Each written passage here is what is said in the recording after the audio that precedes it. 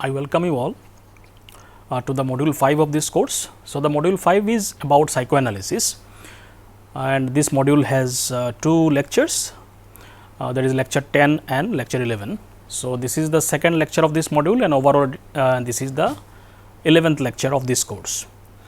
So, today we will be talking about the second part of psychoanalysis. So, in the first part we discussed some of the basic concepts of psychoanalysis, and today we will talk about some of the remaining concepts. So, before we talk about today's lecture, let me give you a brief recap of last lecture.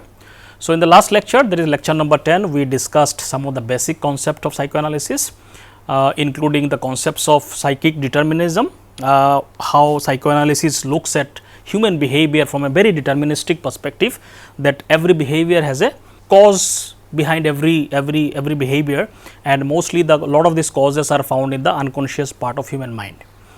We also discussed the concept of instincts as proposed by Sigmund Freud, where we discussed the Sigmund Freud proposed two basic human instinct. One is life instinct, another is death instinct, and we discussed about the various aspects associated with them.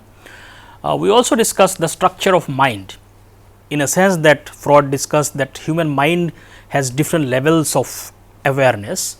In that context, he divided human mind into conscious part of the mind, subconscious part of the mind, and unconscious part of the mind. We also discussed the structure of personality. What are the main components that makes up the kind of person that we see around us. So, that structure of personality included three major aspects that we discussed, that is id, ego and superego.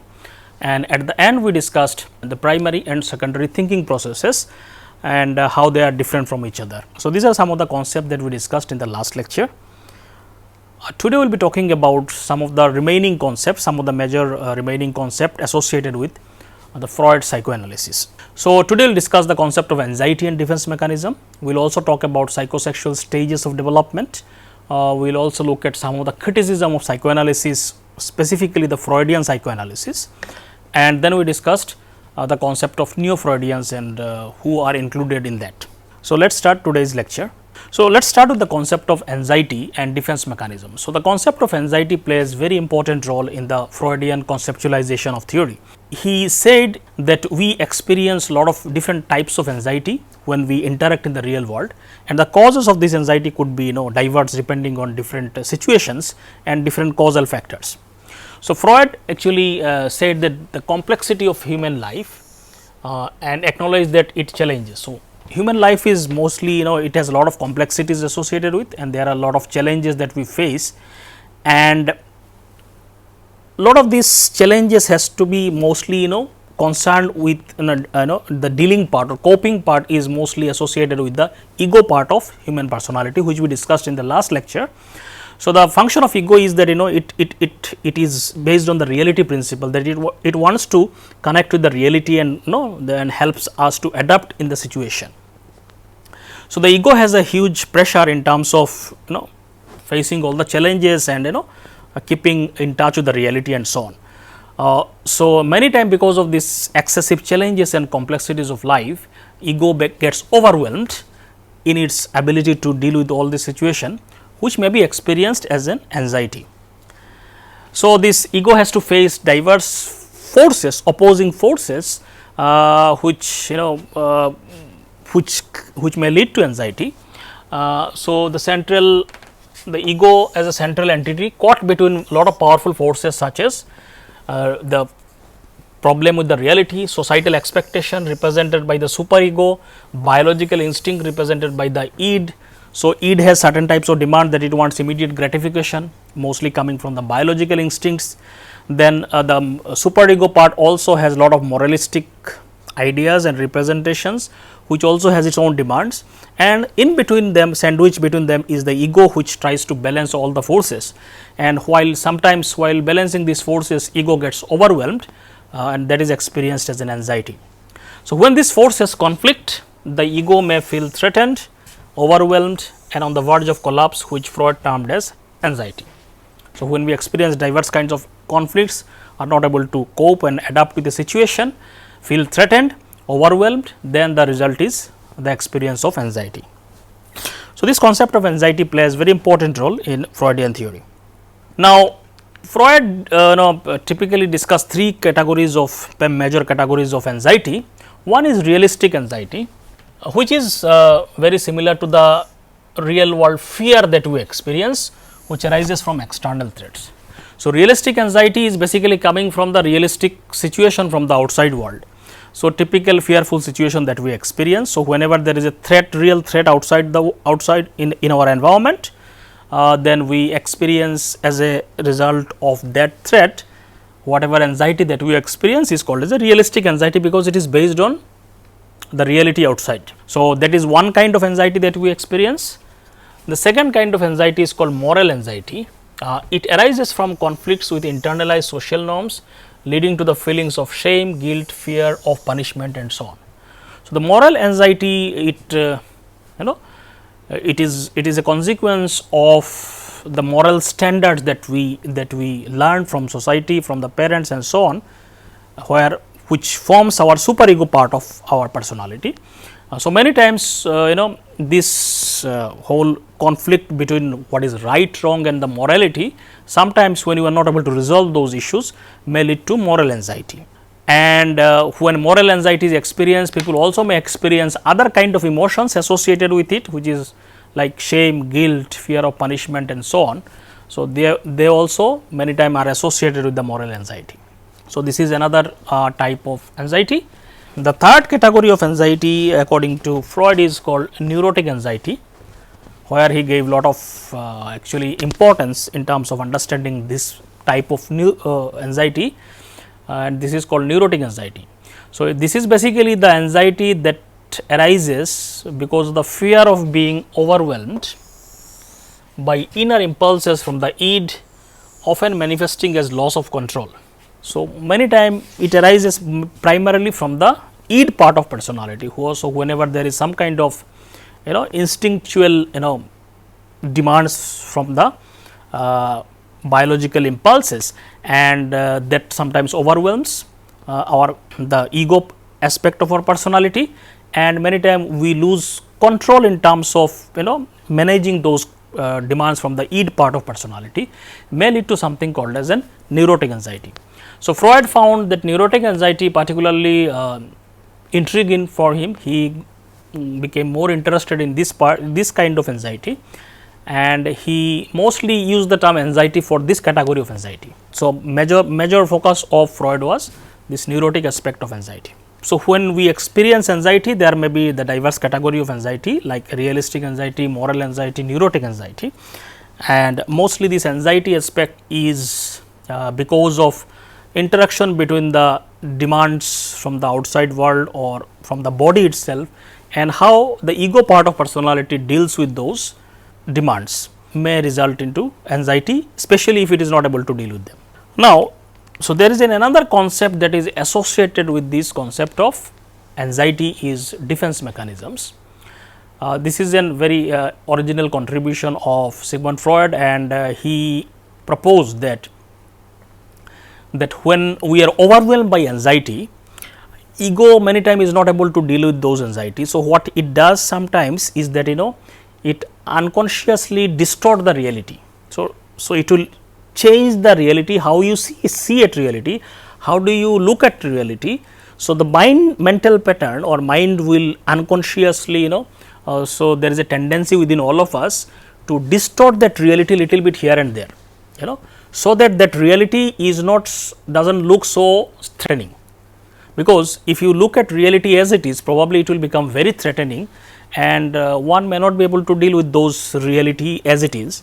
So, many times there is an inbuilt mechanism unconsciously our mind or the ego aspect of personality from the Freudian perspective, it distort the reality in such a way that this reality looks less threatening. So, those are called as a defense mechanism. So, the mind is trying to defend itself, so that it is doesn't experience too much of anxiety and so on. So, those are called defense mechanism. It basically distort reality. Mostly it is unconscious psychological response that distort reality to protect people from being overwhelmed by the feelings of anxiety, painful emotion, ideas and drive.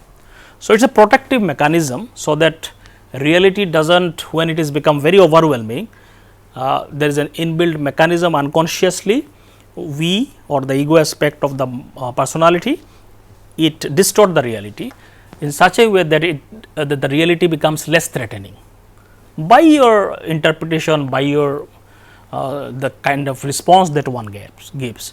So, what happens? So, when it gets overwhelmed by the feelings of anxiety, painful emotions, ideas or drive, many time unconsciously certain psychological responses are generated by the ego part, and it distort the reality here and there little bit. So, that the threat level decreases, the intensity decreases. So, those are called as defense mechanisms. So, these are unconscious ways of coping with anxiety. So, when anxiety becomes too overwhelming, then ego aspect of our personality distort the reality in an unconscious fashion. So, there can be many examples of these defense mechanisms. We will be looking at some of these defense mechanisms one by one. At the very broad level, for example, sometimes people refuse to admit some aspects of reality by denying or blocking it from the experiencing it or accepting it, which may cause anxiety. So, many times when people do something and if they accept the reality of what they are doing, it will create a lot of anxiety. They simply deny it. For example, a smoker may deny that smoking is bad and causes cancer. So, unconsciously he may simply deny that smoking causes cancer, because if one smokes and it also believes that smoking causes cancer, this will create a lot of anxiety. So, people sometimes unconsciously simply they find some ways to deny it, so that they can keep smoking. So, that is an example of defense mechanism. So, mind will create certain interpretation, some ways of responding in such a way that reality is no longer that threatening. You may simply brush it aside. They said that smoking that doesn't cause cancer or something like that. Now, it is no longer threatening for you because you do not believe that it causes cancer. So, you are changing the reality by distorting it. So, that is an example of defense mechanism. So, let us see, there are many defense mechanisms that we all use on a daily basis. We will discuss some of these defense mechanism one by one. So, this is the idea of this defense mechanism is one of the original contribution of Sigmund Freud.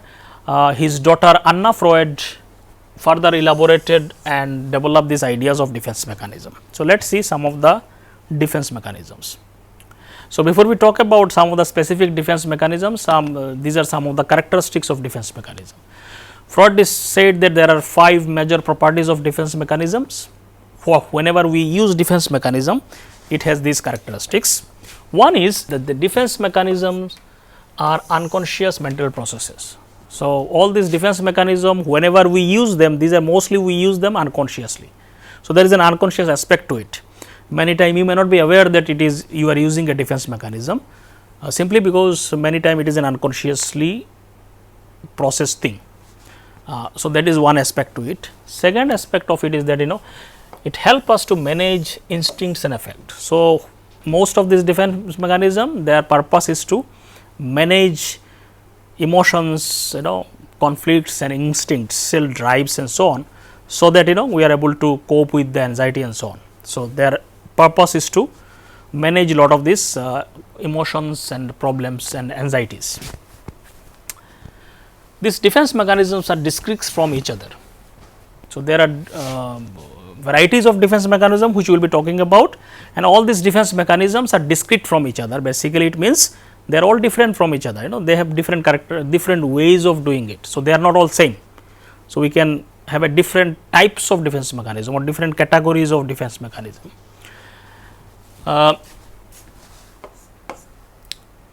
The fourth characteristics is that they are dynamic and reversible. So, a lot of these defense mechanism are dynamic in the sense you keep changing. You can use one defense mechanism now, and then probably in the next situation you are using some other defense mechanism. So, there is a dynamism. It is not necessarily all the time people are using one defense mechanism, or within the same defense mechanism you may be using sometimes more, sometimes less and so on. So, in that sense there is a dynamism involved in it, and also reversible.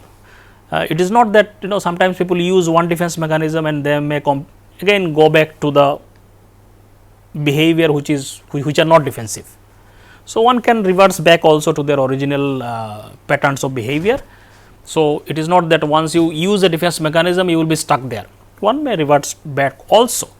So, sometimes some situation people use defense mechanism, in other situation they may not use it. So, in that sense they are reversible. And the fifth characteristics is they can be adaptive as well as pathological. So, some defense mechanism are helpful in dealing with the problems of life and challenges of life or anxiety situations, in order to deal with the anxiety situations. So, in that sense some of these defense mechanisms are adaptive. On the other hand, there can be some defense mechanisms which are pathological, means their use may not be adaptive, and if you use them too much it will lead to certain pathological reaction patterns and so on. So, there can be varieties of defense mechanisms, some could be adaptive, some may be maladaptive and so on. So, these are some of the characteristics associated with the defense mechanisms. So, as I already said that there are various defense mechanisms which we all use on a daily basis or sometimes. Let us discuss some of these defense mechanisms. So, one of the defense mechanisms that people use is called as repression and suppression, because these are kind of similar. So, that is why I club both of them together. So, repression is basically an unconscious removing, blocking, forgetting unpleasant thoughts, impulses or memories. So, whenever unconsciously we block certain memories or certain information, block it in the conscious mind. So, it does not come in the conscious mind. So, we simply block it, simply because this information or this whatever memories or ideas that we whenever they come to our conscious mind, it creates anxiety. So, unconsciously people block it and it goes to the unconscious part of the mind. So, many times there are certain thoughts, certain feelings, certain impulses, certain memories are disturbing.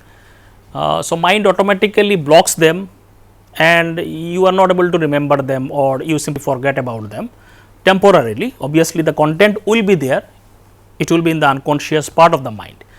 So, that process is called repression, and a lot of this unconscious mind, as we have already discussed in the last lecture, content of lot of this unconscious mind is because of this repression, the content increases in the unconscious part of mind. So, it is an unconscious ways of removing, blocking and forgetting unpleasant thoughts, emotions and memories. For example, sometimes people are not able to remember traumatic memories that happened in childhood.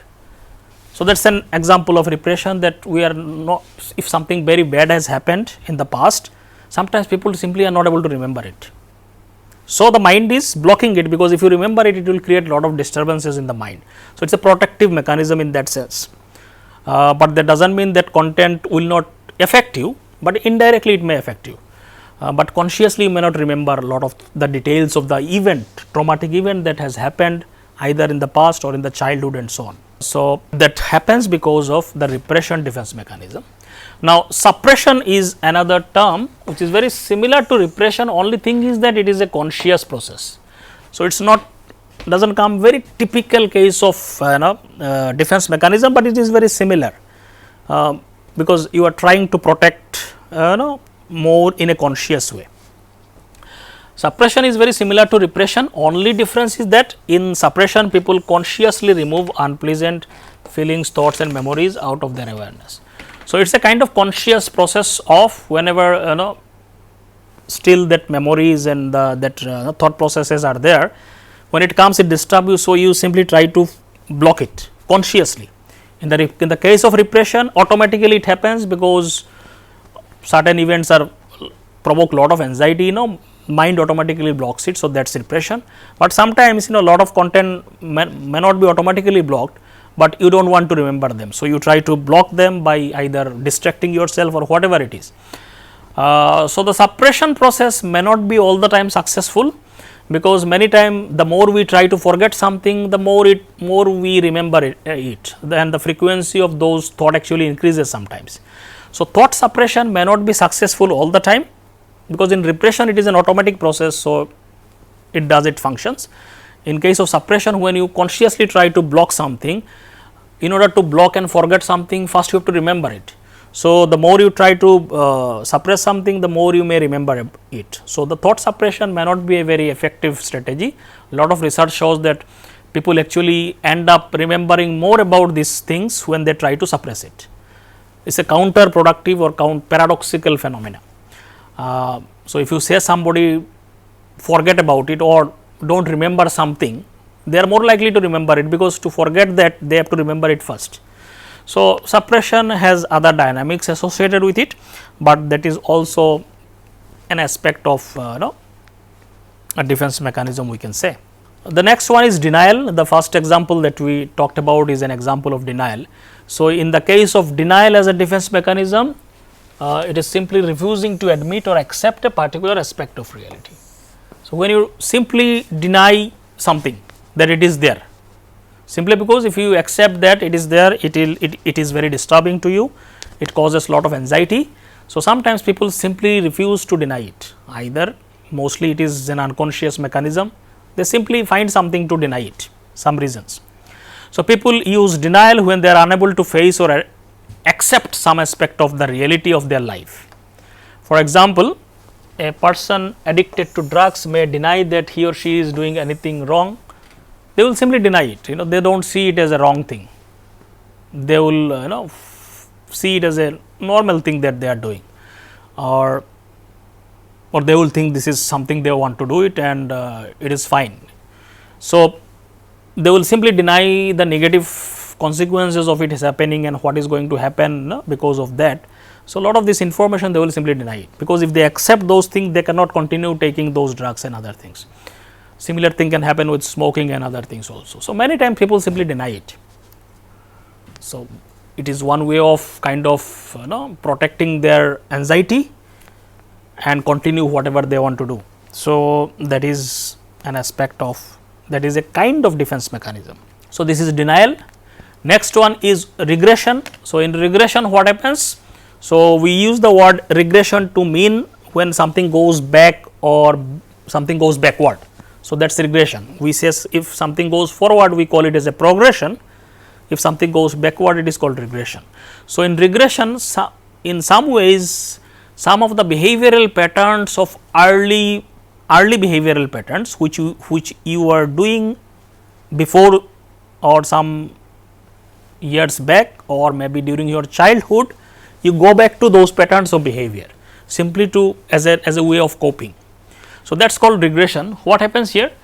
When people confronted with stress and anxiety, sometimes people display immature behavior that have relieved anxiety in the past. Here people revert back to the behavior of the earlier developmental stages. So, they go back to the earlier developmental stages like behavior that we showed during childhood and so on. Simply because at that time it is the situation is stimulates lot of stress and anxiety. So, the person is not able to deal with the situation. So, the person will revert back to the behavior of childhood or early developmental stages, like the person will start crying out of frustrations or start throwing tantrums. Lot of adults does those kind of behaviors simply as a way of coping with the situation. So, they are not able to deal with the situation. So, as a result they revert back to certain earlier patterns of behavior which were mostly during childhood behavior and so on.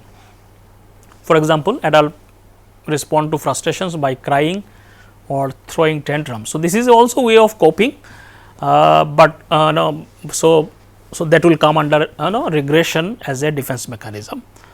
So, this is another example of defense mechanism. The next one is rationalization. So, in rationalization people try to deal with the anxiety situations here by giving logical, rational, socially acceptable reasons for unacceptable behavior or feelings. So, whenever people experience or get involved into certain unacceptable behaviors, or they feel certain emotions or some things, some thoughts, ideas which are unacceptable, mostly in the social context. So, because it is unacceptable and people will judge them or they will judge or feel bad about themselves, So, they will find some logical reasons to justify that. So, if they are able to justify it, then the anxiety will lower down. So, they will say I am doing it for a reason, or the reason for doing this is this, more acceptable reason they will find out to explain their behavior or whatever they are feeling to themselves. Sometimes we also justify to ourselves also. For example, people may rationalize their failure by blaming others or outside situations. So, sometimes some people fail in a situation which could be a normal thing, but they cannot accept the failure. So, they will find some reasons to justify why they failed, or they will blame it to someone else. So, they will say ki I have failed because the another person was creating problems or something like that. So, they will find some kind of justification so that it looks it is not that person's fault, the fault lies somewhere else. So, that is called rationalization. So, it is also a common mechanism that lot of people uses, a lot of human beings actually uses just to protect their anxiety and so on. So, this is called rationalization. The next one is intellectualization as a defense mechanism. Here people reduce anxiety by reacting to an event or a situation in a detached, cold ways. Whenever a situation is full of emotions or full of anxiety, people simply use some intellectual reasons. They do not just so in the case of rationalization it was justification. In the case of intellectualization, people will find some intellectual explanation to things, and as a result they will deal with the situation in a very detached and cold ways, so that it affects them less. So, it helps us to avoid thinking about the emotional aspect of the event by focusing on the intellectual component. So, people focus on the intellectual part of the event and detach themselves from the emotional part of an event. So, that helps them to adapt to the situation, or the emotional consequences become less.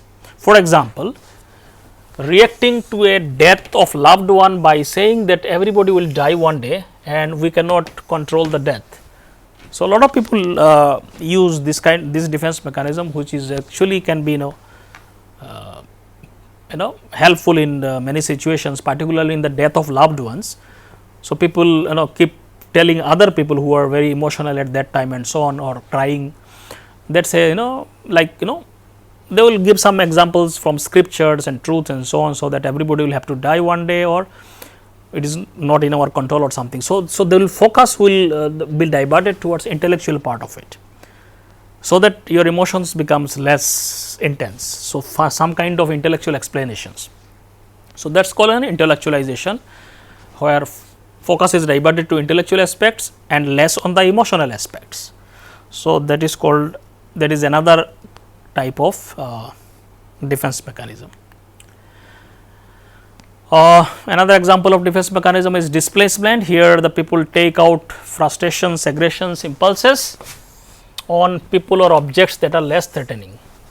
So, basically they displace their anger and frustration from one target to the another target, particularly from a threatening target to the less threatening target. So, they displace their frustrations, angers. So, a lot of this displace anger, aggression happens in our day to day life, for which are very common actually. For example, people simply express or take out their anger on spouses that actually originated after a bad interaction with the boss.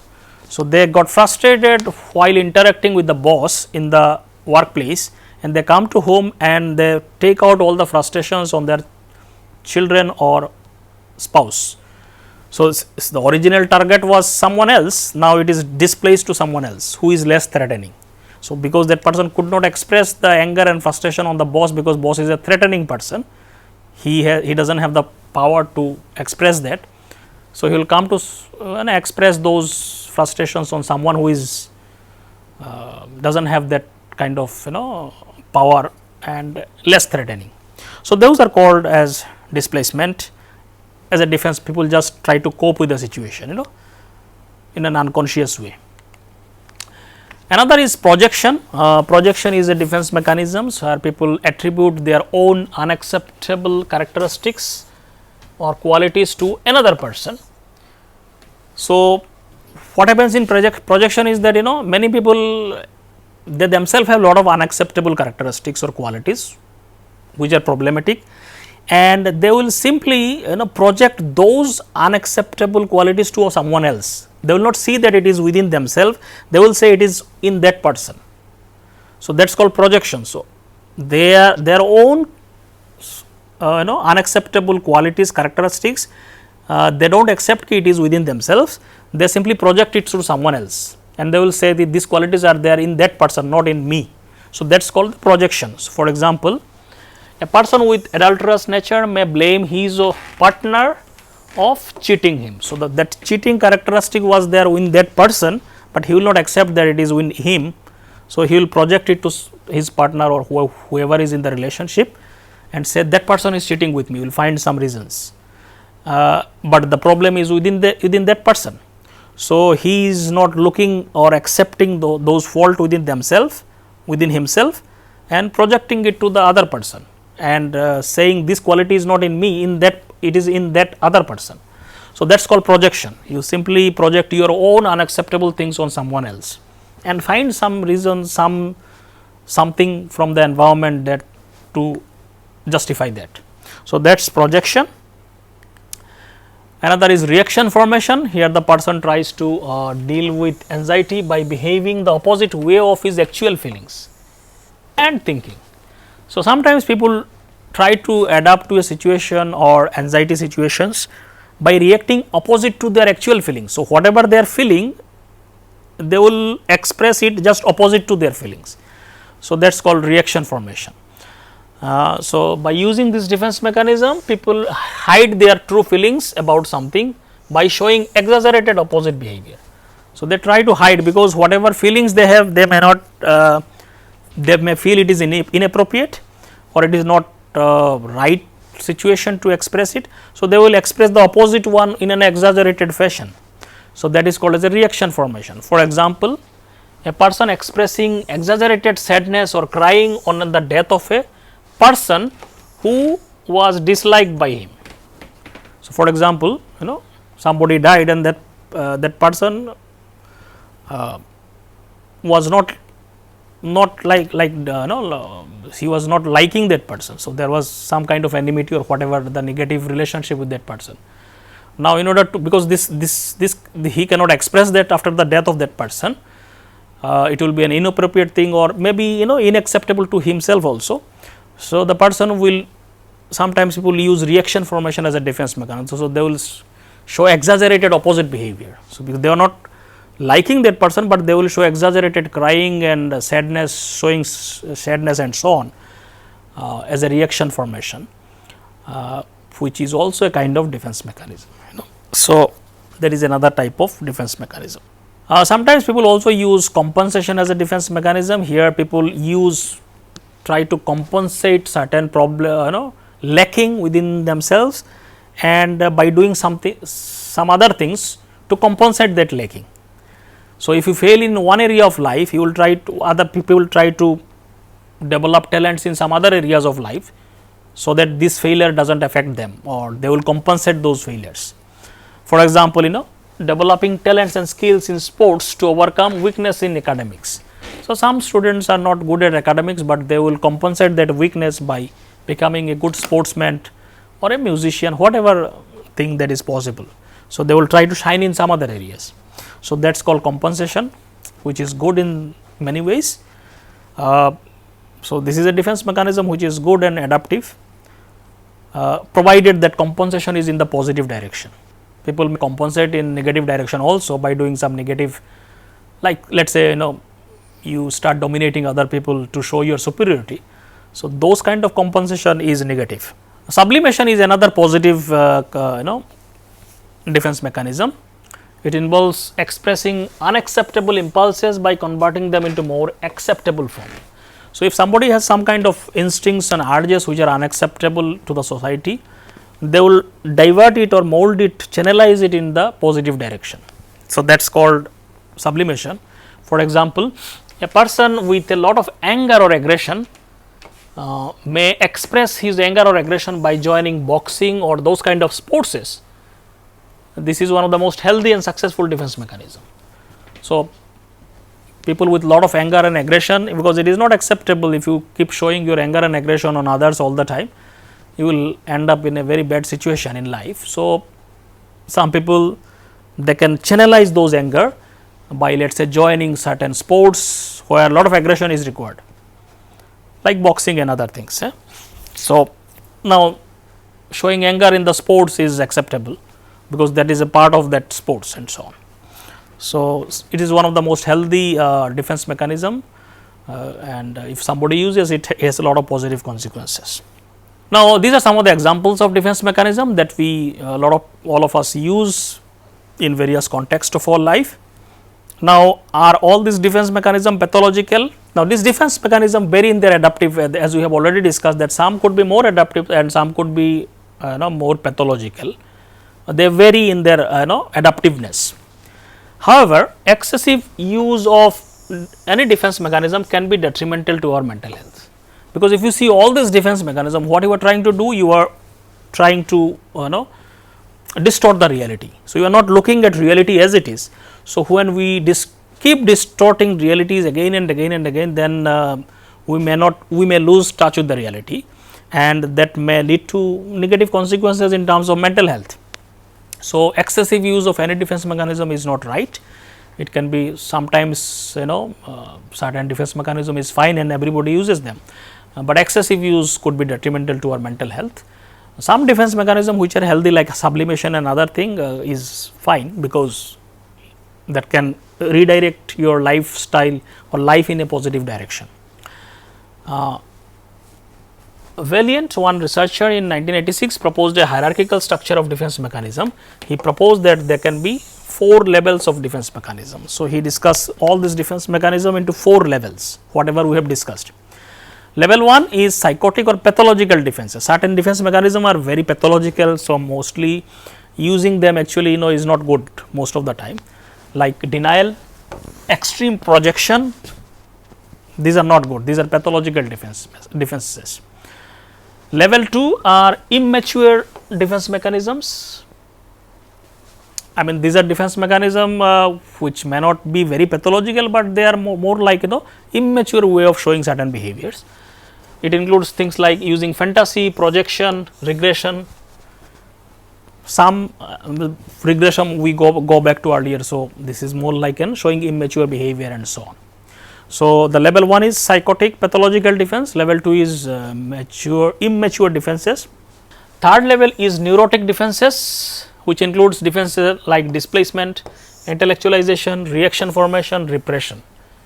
These are all neurotic type of defense mechanisms. So, again so this comes from the neurotic patterns of anxiety, too much of anxiety, not able to deal with anxiety.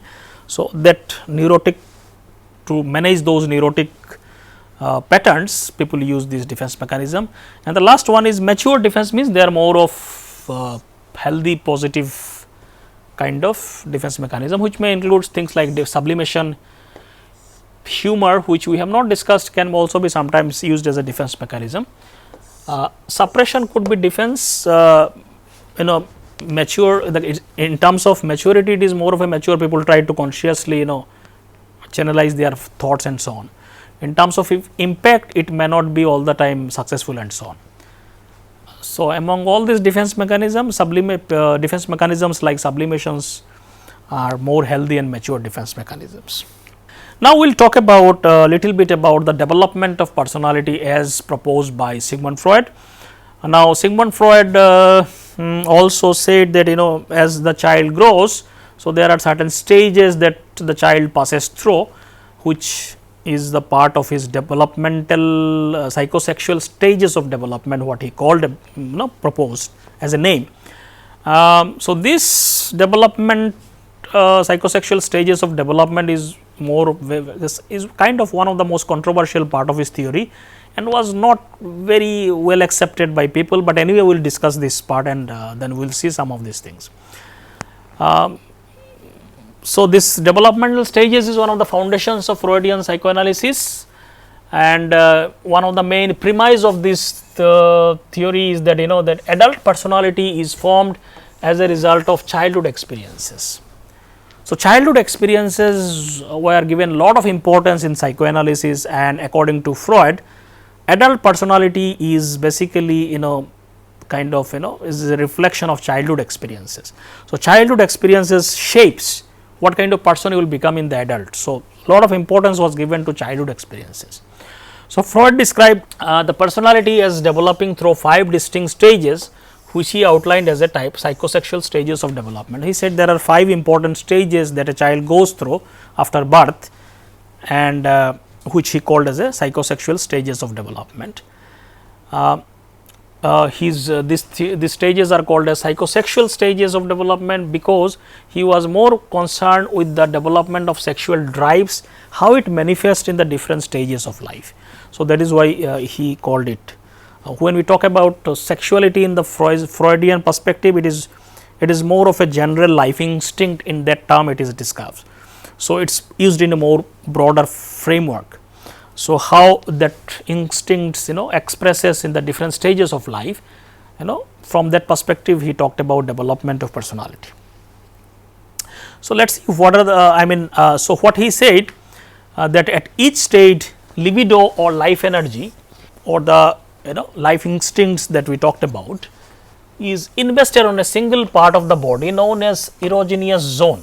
So, he said as the child grows, so this the life instinct or the libido part or energy that we have get fixated on, or it gets manifested into certain parts of the body, which he called as an erogenous zones, and it changes from different one stage to another stage. So, these areas of the body selected at any stage are supposedly determined by the child's biological development.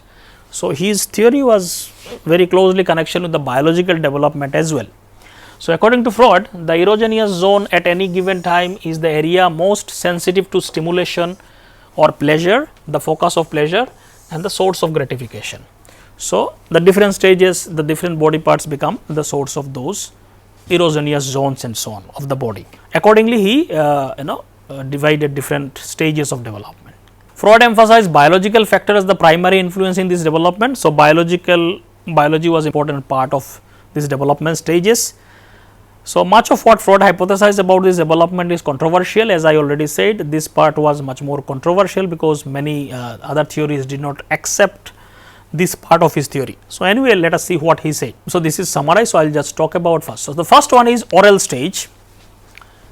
So, this is the at birth to 18 months. So, this is the stage where a child when takes birth till 18 months, the child is in the oral stage of personality development. So, in this stage, what is the erogenous zone or the pleasure zone is mouth. So, Freud identified the oral stage as the crucial phase in human development.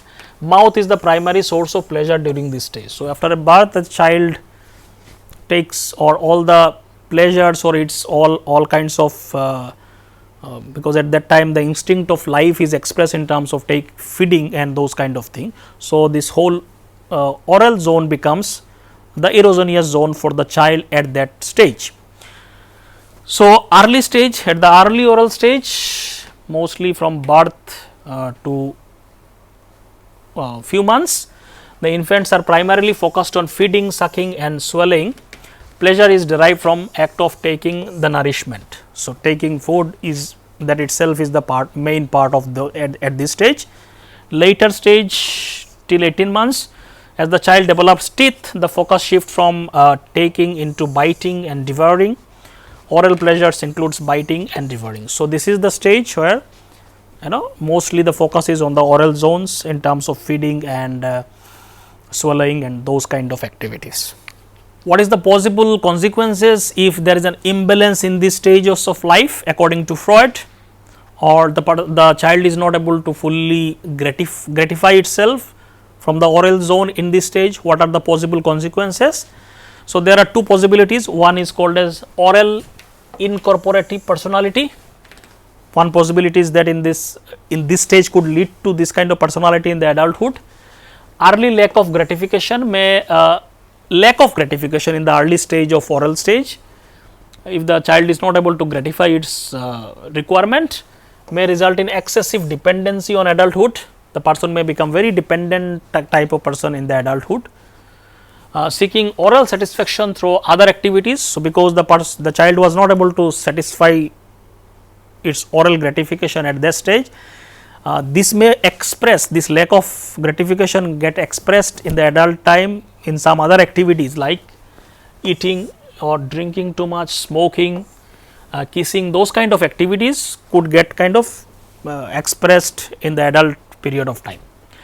Symbolic oral incorporative activities such as collecting things, being a good listener and being gullible, all these also symbolic characteristics could also develop in case of oral incorporative personality, if it kind of if may happen at this adult stage, if there is some kind of lack of gratification in the early oral stage. So, oral sadistic personality is another possibility. Later lack of in the later stage, if there is a lack of gratification, later stage of oral stage. So, the last part of oral stage, if there is a lack of gratification, may lead to aggressive behavior in adulthood, engaging in oral activities like gum chewing, nail biting, overeating, symbolic biting behavior such as sarcasm, cynicism, ridiculing other people and so on.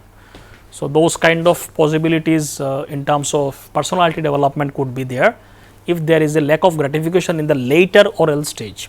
So, he said lack of gratification in every stage will have certain consequences in the adulthood. So, next is anal stage, which comes from 1 to 3 years of age. Here the anus or the buttock become the erogenous zone according to Freud. Here key developmental task is bowel and sphincter control after weaning or stopping of the feeding. Children focuses on the toilet training and learning when and where to relieve themselves. This stage involves adhering to societal expectations often enforced by the parents. So, here focus comes from mouth to the anal stage, and it may also mostly associated with the toilet training of the child and so on. There may be certain impact of parental control and monitoring. How a child reacts to parental control during this toilet training can influence some of the aspect of the adult personality according to Freud. It can also lead to certain types of personality. One is called as anal expulsive personality. Here the gratification through faces expulsion, defying control by relieving themselves freely. So, adult traits which get expressed in this kind of personality is they may become very self confident, uninhibited, non conventional, resistant to authority. Those characteristics could get expressed if there is a kind of in the anal expulsive personality, if it is kind of get expressed in the childhood. Some physical behavior includes possible lack of sphincter or bowel control, bedwetting. Symbolic behaviors may include overly generous, giving things away, highly creative. Some of these possibilities are there in if there is an anal expulsive personality develops, which may have certain impact in the later stages of adult development. There is also possibility of anal retentive personality, withholding bowel movement as a form of control.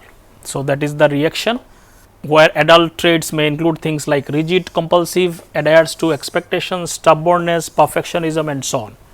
Physical behaviors may include potential issues like constipation. Symbolic behaviors may include stinginess, highly organized and so on. So, that is also another possibility. Modern understanding, mostly as we understand from different field, it is recognized that bowel and bladder problems in adults are physical disorders and they are not linked to any kind of childhood fixation and so on. So, that is why I said a lot of these concepts of stages of development of Freud's theory has been criticized, particularly in the context of other theories and so on. Third stage is called phallic stage, which is from 3 to 5 years. The child enters into phallic stage. Here according to Freud, erogenous zone is genitals. Here focus is during this stage, children becomes aware of the anatomical differences between sexes and experience what is called as Oedipus complex by the boys and Electra complex by the girls. So, according to this stage, now slowly the erogenous zone get transferred into genitals and the child becomes more conscious of their gender differences from the boys and girls. And according to Freud, boys develop an unconscious desire for their mother and feel jealousy for threatened by the father, which is Freud called as an Oedipus complex. Girls experience an unconscious desire for the father and feel jealous for their mother, which is called as an Electra complex according to Freud. This stage is also marked by development of superego, which internalizes societal and the moral roles. So, this particular stage was also very controversial, as a lot of people actually criticized for looking at too much of aspect of sexuality in the child and so on. So, this particular stage was also very controversial from his theoretical perspective. Fixation according to this, in this stage according to Freud, is if there is an unresolved Oedipus or Electra complex, could lead to personality problems in the adulthood. For example, unresolved Oedipus complex might manifest in difficulty forming healthy relationships with women and so on, and the vice versa. So, healthy relationship with the opposite sex could come from those unresolved complexes from this particular phallic stage. This is perhaps the most controversial stage of Freud's psychosexual development, as we said, and not accepted by a lot of people, and because there is no empirical evidence for such things. Because this his theory was coming from his lot of interaction with the patients, and mostly coming from his own ideas or whatever pre-ideas he had about human personality and so on. The fourth stage is latency stage. From 5th years until puberty, the child enters into latency stage. This stage is traditionally viewed as a time for relatively calm from psychosexual development. So, mostly this stage is relatively calm and peaceful period in terms of psychosexual development. Freud believed that id impulses and activity in erogenous zones takes a back seat. In this stage, there is no specific part of the body which is erogenous zone according to Freud. According to his theory, the children manages these urges through sublimation, channeling their sexual and aggressive urges into socially acceptable activities like schoolwork, sports, friendships and so on. So, here it is more of a productive activity that child engages in this stage. The fifth one is genital stage, which is the final phase according to this particular perspective, which starts in the puberty. During this stage, the body undergoes physiological maturations and barring certain fixations from the earlier stages. Generally, if there is no fixation according to Freudian theories in the earlier stages, individuals can typically lead normal lives. Freud posited that conflicts during these periods are less intense compared to the earlier stages. So, the generally in this stage, mostly after puberty, one enters into this stage, and if there is not any fixation in the earlier stages, mostly the person will lead a healthy life, healthy mental, psychological, in terms of qualities and so on. Typically, will live a from the psychological perspective a normal healthy life. Generally, there are less conflicts in this stage. According to him, certain conflicts and resolution could also come here. So, adolescents must adhere to societal norms and taboos regarding sexual expression. However, conflict is mitigated through sublimation, where pressing sexual energy finds expression in socially acceptable outlets. Adolescent can also partially satisfy those sexual urges through pursuit appropriate by society. Later, they may also find fulfillment through committed adult relationships, particularly with individuals of opposite sex.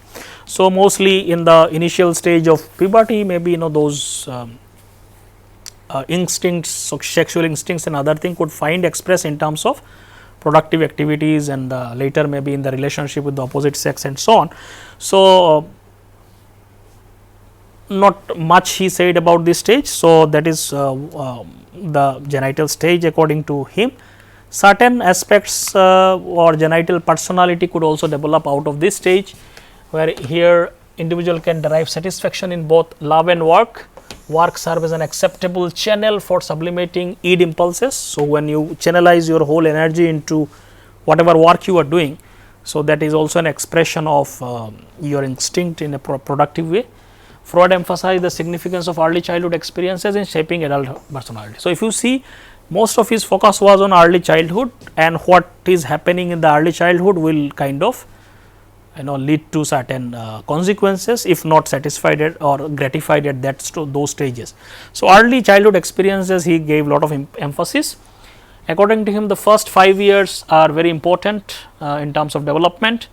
His theory pays less attention to later childhood and adolescence, with minimum concern for adulthood personality. So, he was more focused on childhood experiences if you see all these stages. He did not talk beyond puberty and so on.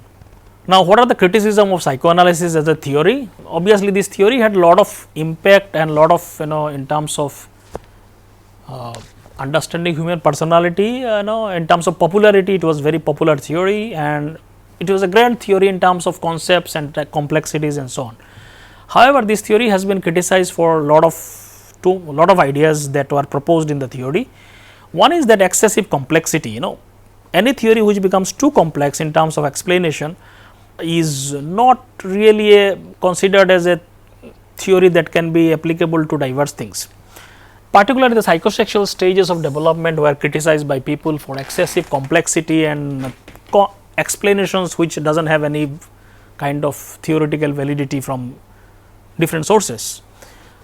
Occam's razor, a concept in science which basically says suggests that simplest explanation is the often best explanation. In the case of Freudian psychoanalysis, there is no such simple explanation. Most of the explanations are too complex. So, that is one of the problem with this theory. Second is this theory was developed out of case study method, and case study method, the problem is that that in the science the data has to be verifiable by the others also, which was not possible in case of Freudian theory. That in science the data must be made public and verified by other people. The basis of one's conclusions must be laid out so that other scientists can evaluate it.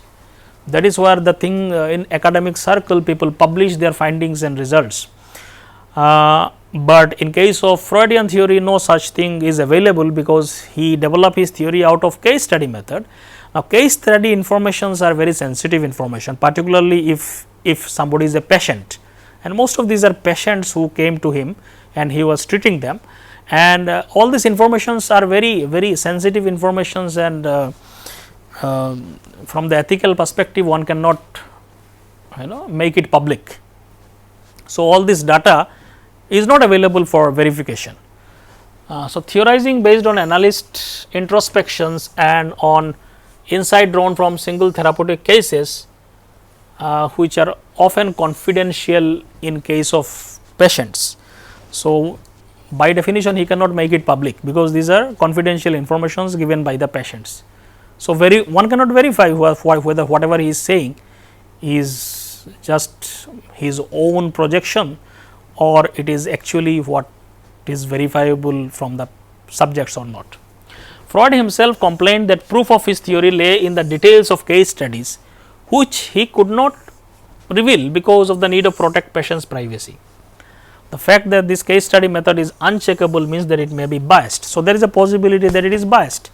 It is his own ideas that he is projecting. So, there is no way to know about it. So, that is another problem with the theory. Next problem is a lot of definitions, ideas are very vague in terms of how they are defined in the Freudian theory. In the typical scientific paradigm, all the definition has to be operationally defined. What is operational definition? A scientific concept should be defined in terms of procedures and operations by which it can be identified and measured. If you cannot very clearly define a term and how it can be measured in science, then there is a problem. No, then this is not a concrete idea. In psychoanalysis uses lot of terms which cannot be operationally defined. For example, psychoanalytic theory rarely uses operational definition.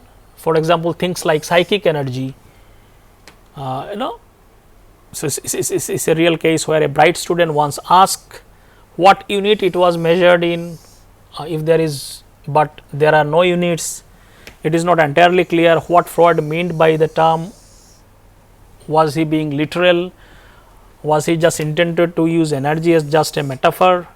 Question arises such as how much psychic energy, what percentages need to be left behind at the oral stage to develop oral character and so on. So, a lot of these ideas has a lot of subjectivity involved in it. So, that is another issue with this particular theory. Psychoanalytic theory also does not even come close to providing any specific answer to a lot of these questions that are asked by scientific paradigms. Fourth is untestable, as I also is connected to the other ideas, that lot of these ideas are untestable. You cannot simply test out. These are like somebody says something and there is no way to test them out. A fundamental criterion for a scientific theory is that it should be disconformal. We should be able to verify it or disconfirm it if you find it false. It should predict a set of observations or result that if found would prove the theory false.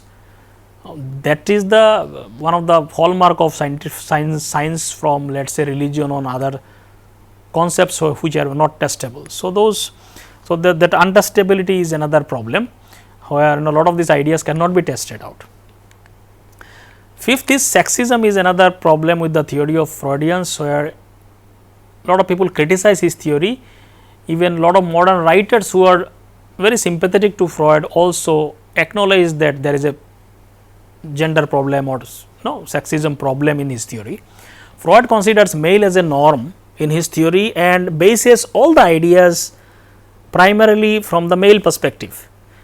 And when he addresses female psychology, he views it as a deviation from the male model. So, his norm is male model, and whenever he explains female dynamics, then he explain it from the perspective of male, how it is deviated from the male.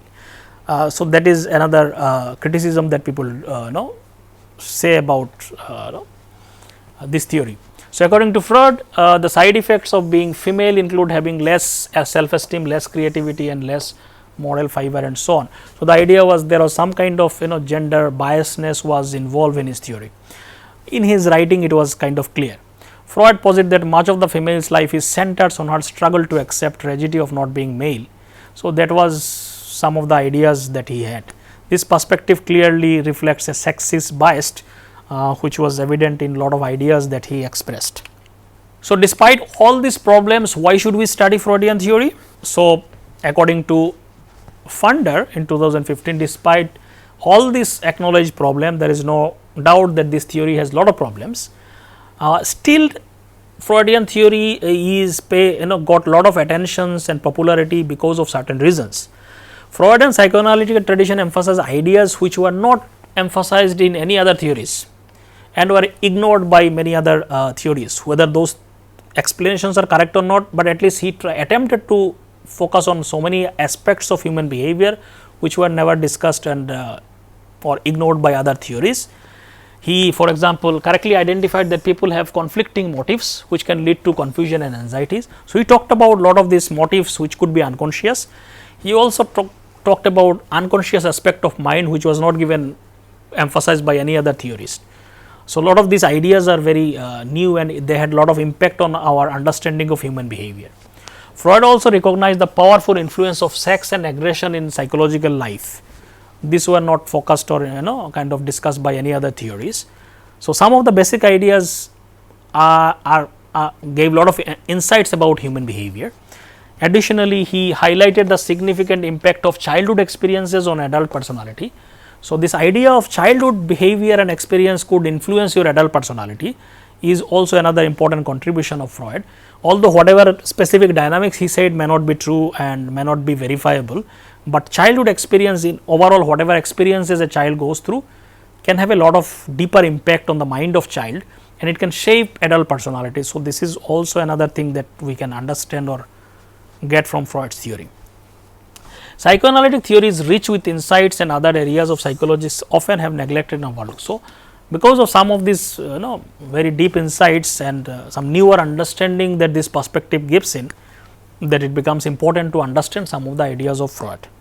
Funder, for example, one of the psychologists, he said psychoanalysis is important because of the contribution to psychotherapy. Another thing is that in psychotherapy, psychoanalysis played very important role in terms of understanding the unconscious mind and its conflicts and how it impacts human behavior. So, psychotherapy had a lot of impact, a lot of this whole talk therapy, lot of contribution came from psychoanalysis, and it affected popular culture, the increasing amount of research it has generated and all these things. We cannot neglect those aspects. Obviously, not everything of this theory were maybe accepted by people, not accepted by people. Now, at the end we will be talking about very briefly about Neo-Freudians. So, Freud had many disciples who themselves were intellectual giants. Like here you can see the names of 4 individuals: Alfred Adler, Erik Erikson, Carl Jung, Karen Horney. All these were very intellectual giants. So, they were all once initially they were the disciple of Freud, but they later separated from Freud because they did not agree with some of the ideas. As we have already discussed, some of the ideas were not accepted by a lot of people. So, this includes all the people who initially were under Freud's guidance, and then they later separated themselves and they themselves gave the big theories and popular theories themselves. So, this group of people are called Neo-Freudians. So, they were some of the basic principles of Freudian theory they accept, but then they kind of added many things and deleted few things, and they developed their own theories. So, these are the theorists who extended and developed Freudian theory. They are called Neo-Freudians. This include a lot of people named like Anna Freud, who was the daughter of Freud, Carl Jung, Alfred Adler, Erik Erikson, Karen Horney, and so on. So, there are so many big giant. They themselves were celebrated personalities, and a lot of them were actually the disciples of Freud himself. But they later they separated from the Freud and developed their own theories. Figure like Erikson, Jung and Adler were recognized as major intellectuals of the 20th century, and obviously now all of them actually died. So, that was a kind of golden era of Neo-Freudianism. Most Neo-Freudians employed almost similar research method as Freud, like case studies. They treated patients, introspected, read extensively the history and literature, and formulated conclusion based on this activity. So, in terms of methodology, they were not again much different from the Freud, but they did not accept everything what Freud said. They added few more things, or they kind of modified few concepts. Some of the common themes which all these Neo-Freudian accepts are like they emphasize less on human sexuality. Freud was giving too much emphasis on human sexuality in terms of shaping personality. All these Neo-Freudians, they did not focus that much on sexuality. They said that Neo-Freudians viewed sex as less important than what Freud did. They reinterpreted libido as general motivation towards life and creativity. So, they did not specifically looked at only sexuality, but expressed libido more as general motivation towards life and creativity. This shift is seen as some as modern reinterpretations, while others see it as a correcting Freud's error. So, Freud certain problematic aspects, they did not, they deviated from those aspects. Freud's strong emphasis on sexuality even in children has always been controversial and unsettling, prompting later theories to downplay its role. So, a lot of these psychosexual developmental stages and ideas were not accepted by many of these Neo-Freudians.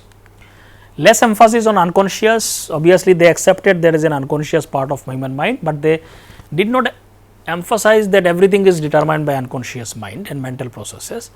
Modern ego psychologists focus on processes driving perceptual and conscious comprehension of reality. So, they also focus on conscious comprehension and so on. Obviously, unconscious mind is also accepted.